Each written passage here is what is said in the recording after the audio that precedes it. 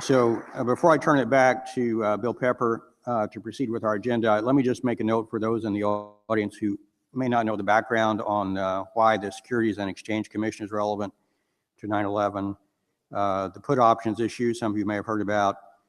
There were some yet to be fully identified parties who engaged in some suspicious transactions on the stock market just prior to 9/11 involving millions of dollars worth of put options. And a put option is basically a bet that a company stock will go down, not go up. And those bets were placed on companies heavily involved in 9/11 in terms of being victims of 9/11.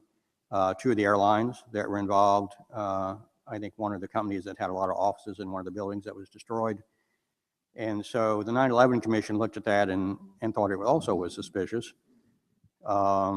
But then the commission dismissed it by saying, well, we looked into it and the people who placed the put options didn't seem to be connected to the 19 terrorists, so we didn't go any further. So that's why we're doing a FOIA. I just wanted, for those who didn't have that background. So Mr. Pepper, I'll turn it back to you. Mick, if I could say one more thing. There was a $5 million put option gain that no one ever did collect. Doug McKenzie is one of the attorneys that we have out in California. He was a patent lawyer. He's been doing an insider trading SEC FOIA action. And what we know pretty much so far, and there was initially a newspaper man that had done a FOIA on insider trading shortly after 9/11, and the SEC says we have nothing.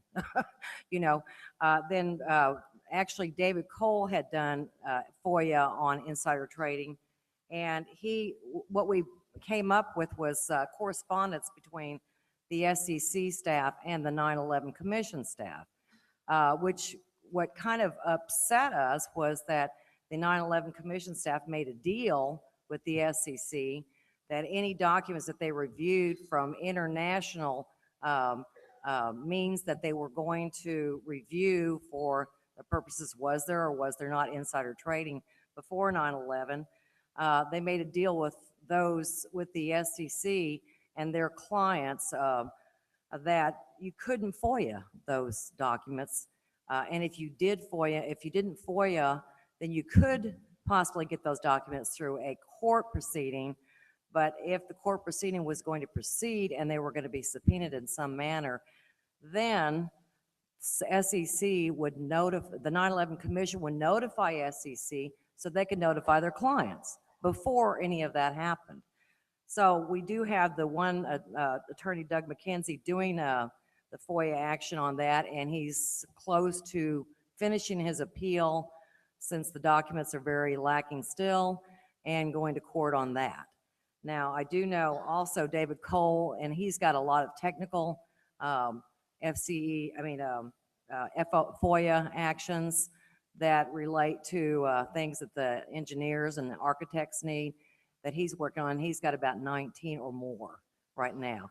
So these all have to go to court, and they all have to have attorneys taking them to court. But I do know those are his deal with NIST, FEMA, and trying to gather evidence for Richard Gage's group, really. Thank you.